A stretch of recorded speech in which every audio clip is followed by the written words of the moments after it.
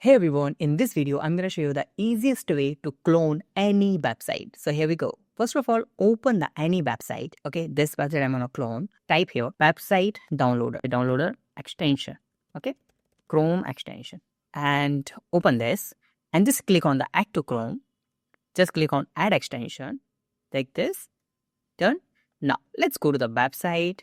Just make sure click on that extension icon. Pin this extension and refresh your website. Now click on that downloader here. In the bottom we have two options like single page or multi-page. So I'm going to choose the multi-page and you can just link depth is 1 and click on download.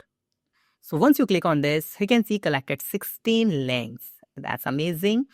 And let's wait some second and he will clone entire website for you. And instead, now you can see the codingbuzz.info zip file. Just unzip that. And here you can see the index.html. Open this. Wow. Entire website you have, right? Thank you so much for watching this video. Have a nice day. Be safe. Bye-bye.